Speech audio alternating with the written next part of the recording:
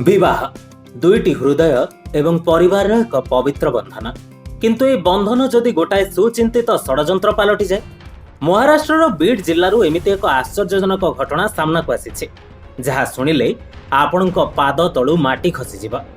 जड़े युवक स्वप्न देखिथिला गोटाए सुखमय सांसारिक जीवन किंतु से जो झील को निजर जीवन साथी करी घर को आनीथिला से थिला जड़े पेशादार ठक।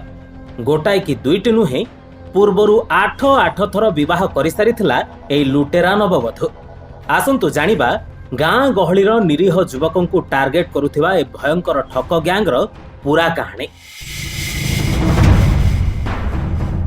महाराष्ट्र बीड जिला अंतर्गत गेवराई तहसिल उमापुर गाँ एठारे बास करुथिबा जणे युवकंकर अनेक दिनरू विवाह होई पारु नथिला। एही समय रे किछि दलाल बा एजेंट तांको सह संपर्क करंती एवं विवाह करैदेबार प्रतिश्रुति दियन्ते। लक्षाधिक टंकार कारबार परे जथा रीतिनीति अनुसार युवकंकर विवाह मध्य संपन्न हुए। बाजा बाण रोषणी रे नुआ बोहू शाशु घर को आसे।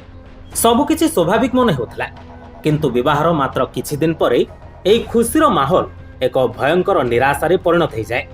दिन हठात नववधू जनक घरु निखोज हो जाते। केवल सेतिकी नुहे घरे थिबा लक्षाधिक टंका एवं सुना गहना मध्य तांको सह उभान हो जाए। ए घटना परे बर और तांको परिवार लोके बुझी पारंती जे सेमाने एक बड़ धरणर प्रतारणार शिकार होइचंते। जेउ झियो को सेमाने घरर लक्ष्मी भाबी आनिथिले से प्रकृत रे सर्वस्व लुटि नैथिला। एहा परे आरंभ हुए खोड़ता।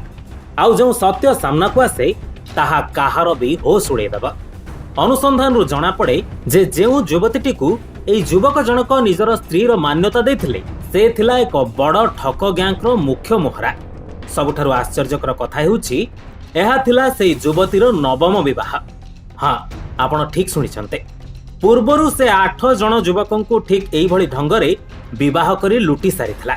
एई संगठित गैंगर काम करिवार शैली बेस सांघातिक।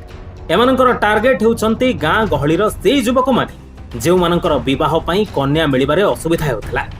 दलाल माने प्रथमे एई भली युवक मानकु चिन्हट करुथिले, तापरे झियो घरर गरीबीर आड़ देखाई विवाह कराइबा बाबद बड़ अंकर टंका आदाय करुथिले।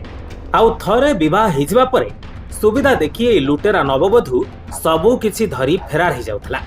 सर्वशांत हेइथिबा उमापुर एई युवक एबे न्याय आशारे एसपी को द्वारस्थ होइछन्ते। पुलिस स्टेशन रे एक मामला मध्य रुजु होइछि। गोटाए कन्या एवं अनेक बर सृष्टि करी युवक मानक जीवन बर्बाद करुथिबा एई गैंगर अन्य सदस्य मानकु धरिबा पई एबे पुलिस तदंत जारी रखिছে।